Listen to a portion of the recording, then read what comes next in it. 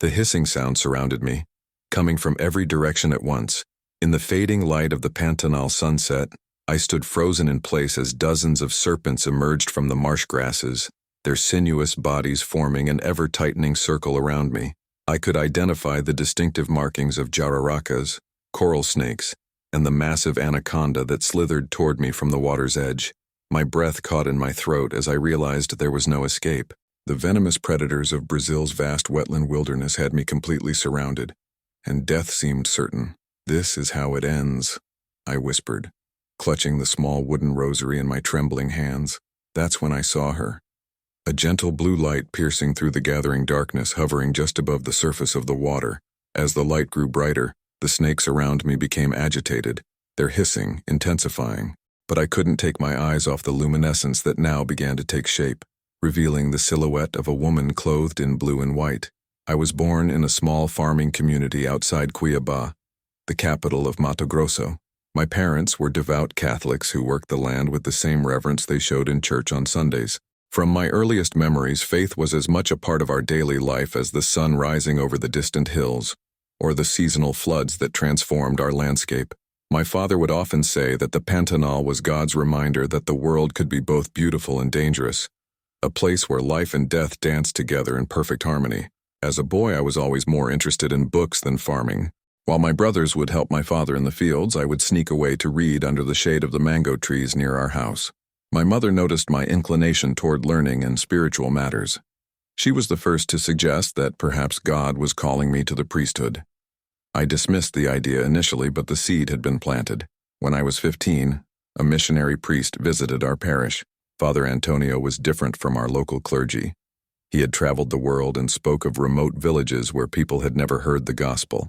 His stories of bringing faith, education, and medical care to those in need stirred something within me. He spoke of his work not as a sacrifice but as a privilege, his eyes alight with purpose. After his homily, I approached him with countless questions, and he patiently answered each one. "The church needs young men who understand the land and its people," he told me, his weathered hand resting on my shoulder.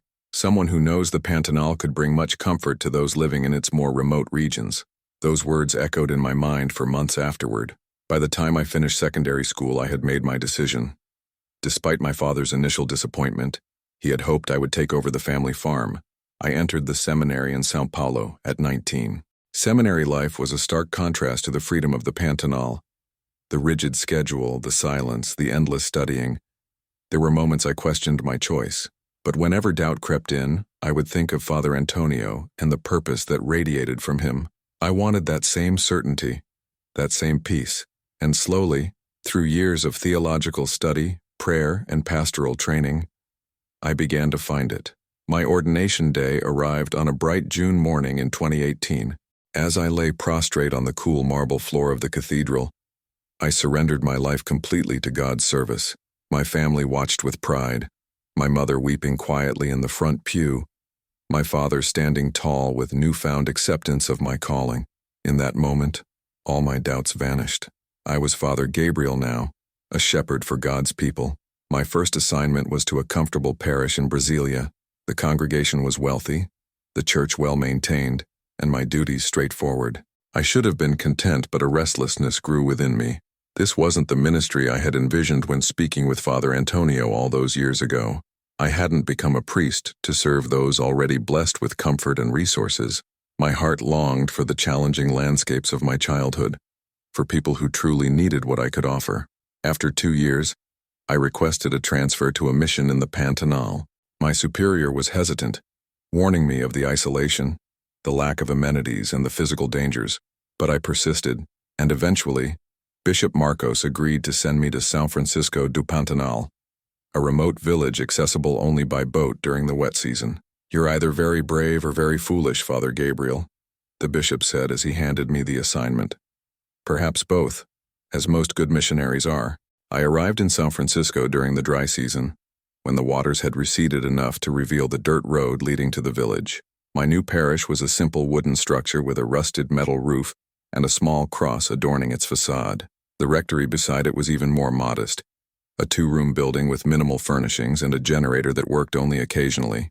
but the warmth of the villagers' welcome made up for the humble accommodations. The community of about 200 souls depended primarily on fishing and small-scale cattle ranching. Many families lived in isolated homesteads scattered throughout the surrounding wetlands, some traveling for hours by boat to attend Sunday Mass. They were hardy people, their faces weathered by sun and hardship, but their faith was strong and uncomplicated.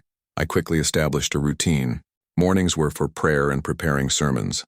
Afternoons for visiting the sick, teaching catechism to the children and helping with community projects.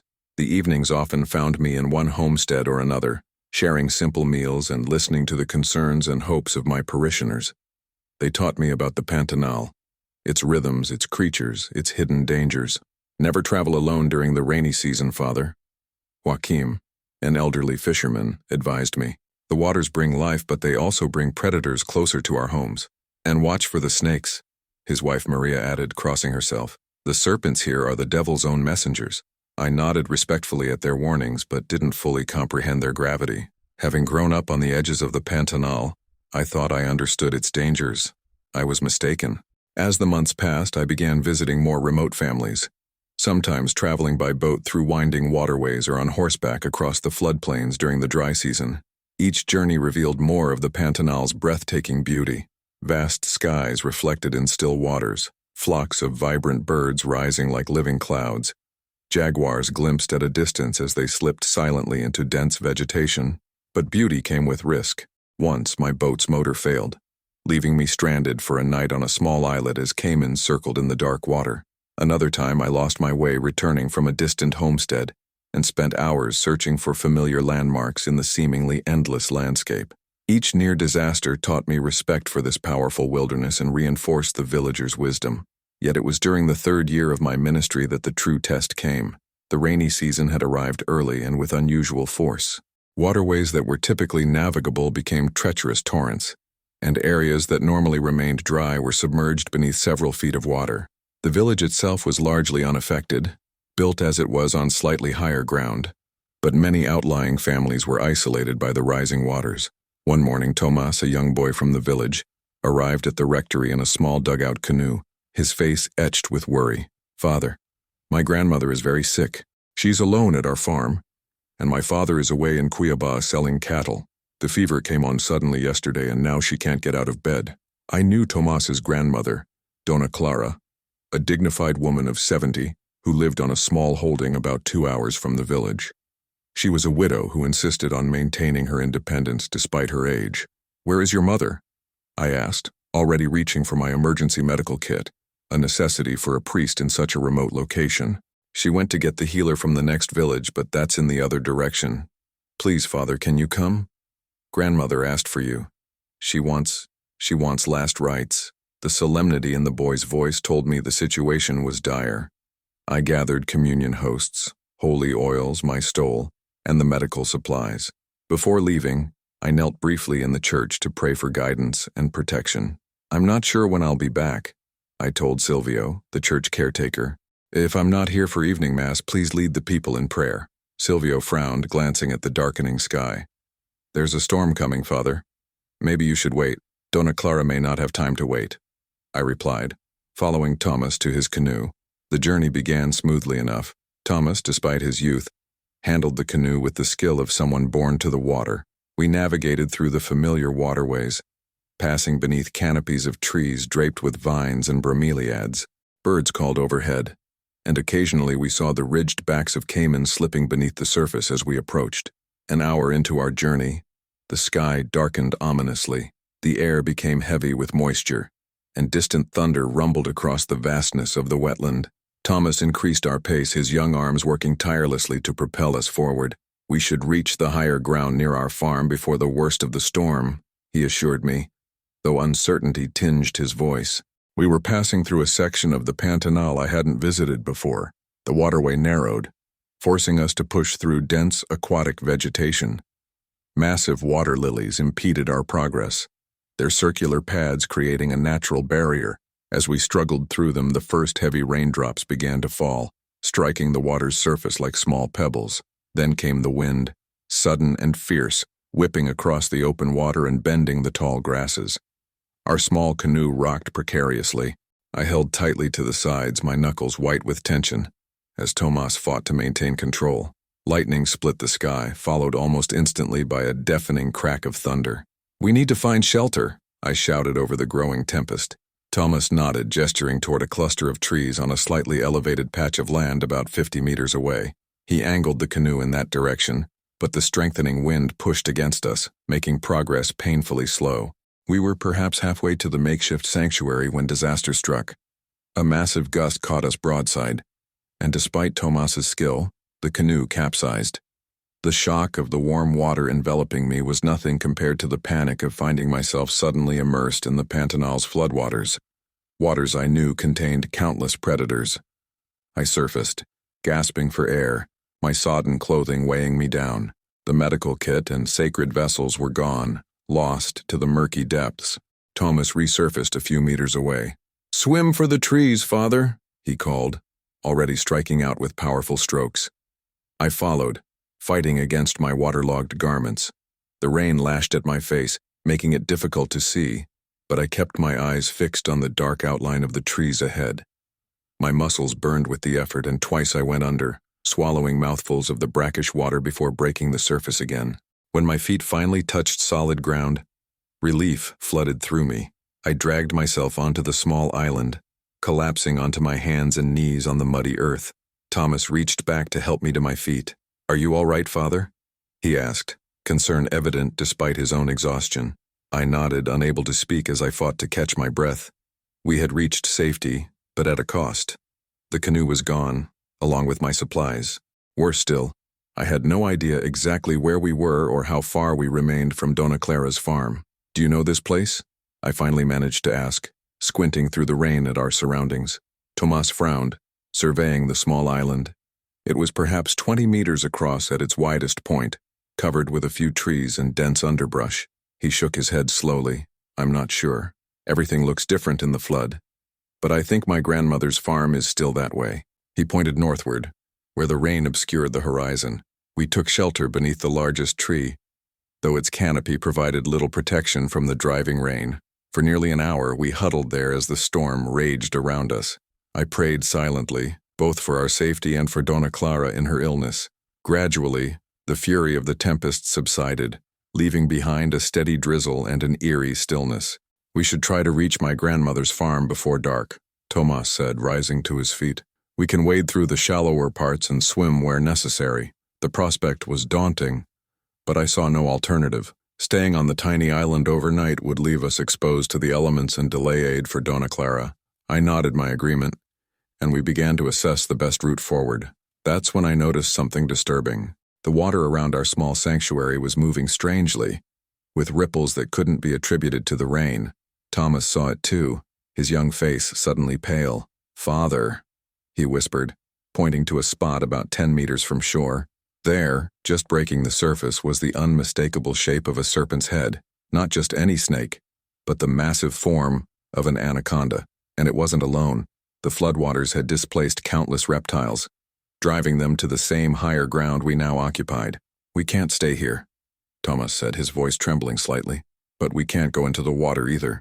I scanned our surroundings more carefully and realized with growing horror that our situation was worse than I had initially thought.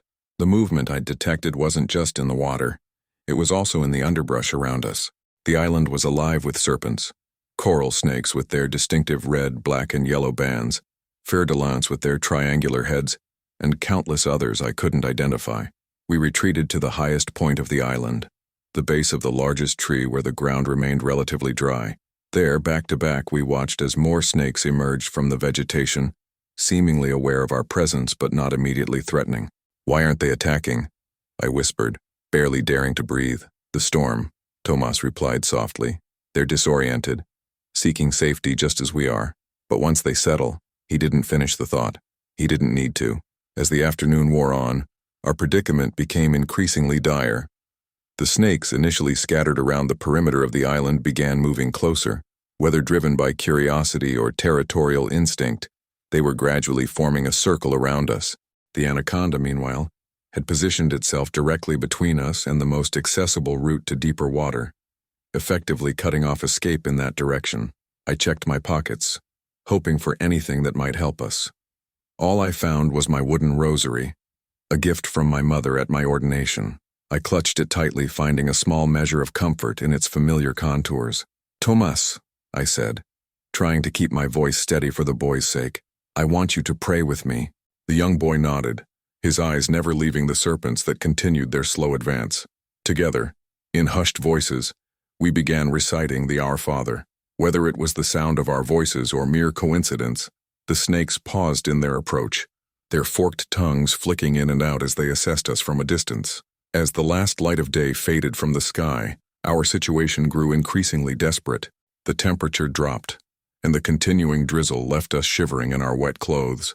The snakes, however, seemed unaffected by the discomfort, their patience far exceeding our endurance. "Father," Thomas whispered as full darkness descended, "I'm afraid we won't make it through the night." I wanted to reassure him, to offer some words of comfort or hope, but found myself unable to voice empty platitudes. Instead, I reached for his hand, gripping it firmly in my own. "We're not alone, Thomas," I said at last. "God is with us even here. Do you really believe that?" he asked, his voice small in the darkness. "With all my heart," I replied, and in that moment I meant it more deeply than ever before.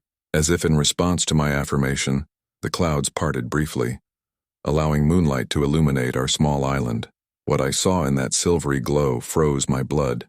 The snakes had drawn closer still, forming a tight circle no more than 2 meters from where we stood. Their scales glistened wetly, and dozens of unblinking eyes reflected the moonlight like malevolent stars.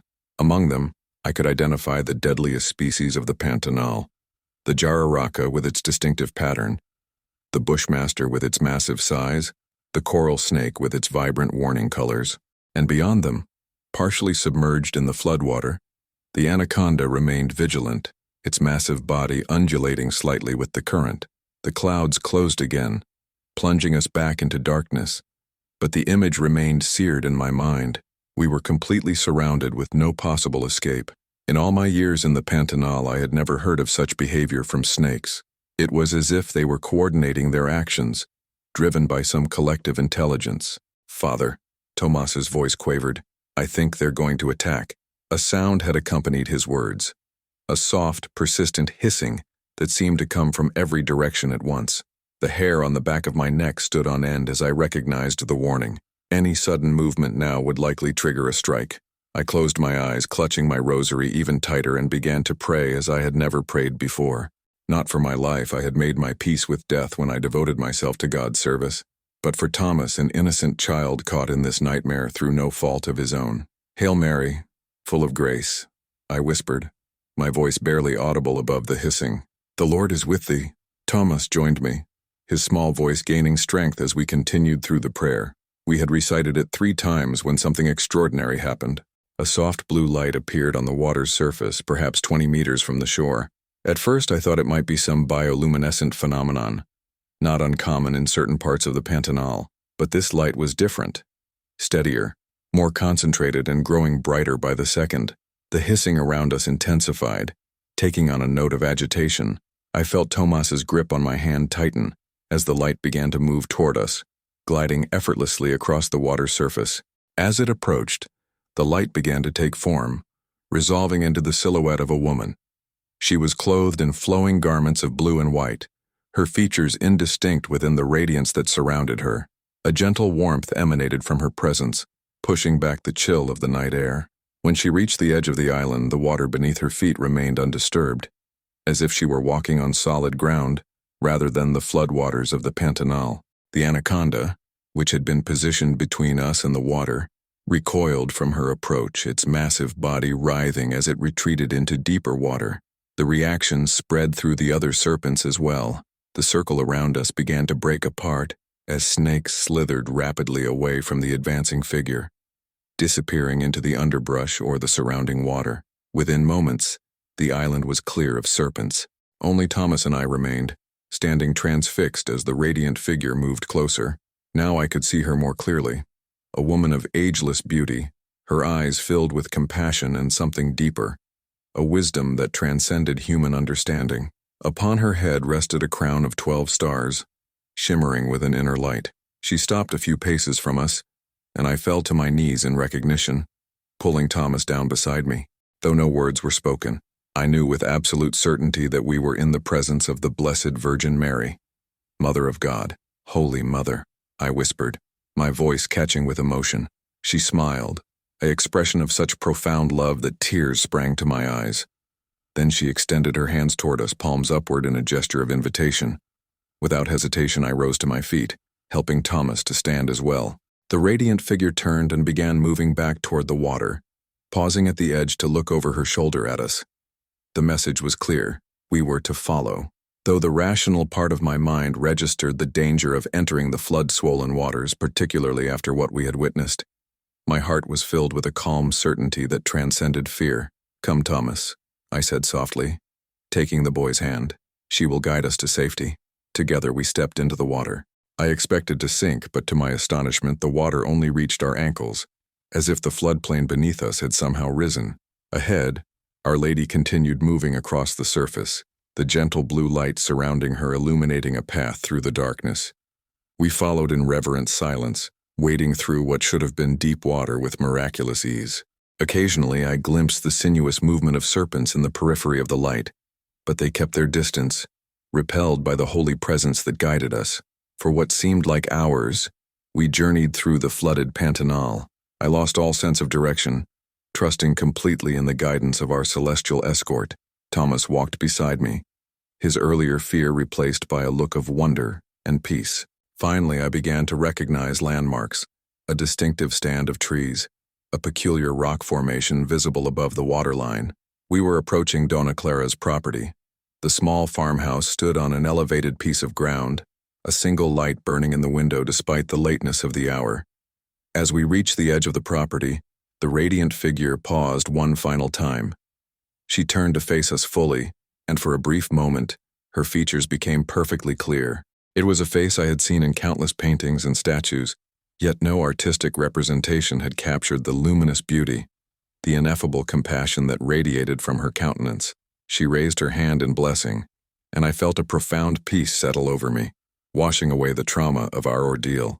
Then with a gentle smile, she was gone, not fading gradually, but vanishing in an instant, leaving only the ordinary darkness of the Pantanal night. Thomas and I stood in stunned silence for several moments before the boy spoke. "Was that—" he began, unable to complete the question. "Yes," I said simply. "That was the Blessed Mother herself." A call from the direction of the house broke our reverie. "Thomas? Is that you?" It was a woman's voice, strained with worry. "It's me, Mama," Thomas called back. "And Father Gabriel is with me." Rapid footsteps approached, and soon Thomas's mother, Elena, appeared carrying a lantern. Her face, illuminated by the flickering light, showed signs of exhaustion and relief. "Thanks be to God," she exclaimed, embracing her son fiercely before turning to me. "Father, we feared you were lost in the storm when the canoe didn't arrive." She shook her head, unable to complete the thought. "How is Dona Clara?" I asked, suddenly remembering the purpose of our journey. Elena's expression softened. "The fever broke an hour ago. The healer says she will recover fully with rest." She hesitated, then added, "It's strange, Father.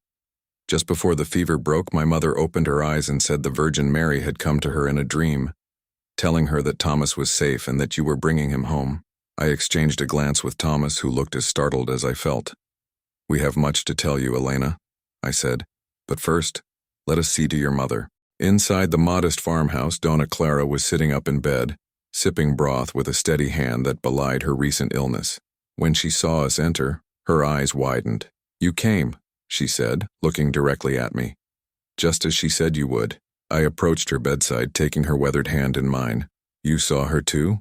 Dona Clara nodded slowly. "She came to me in the worst of the fever. I thought I was dying, that she had come to take me home to Jesus. But she said it wasn't my time yet. She told me you and Thomas were in danger, but that she would bring you safely here." The elderly woman's eyes filled with tears.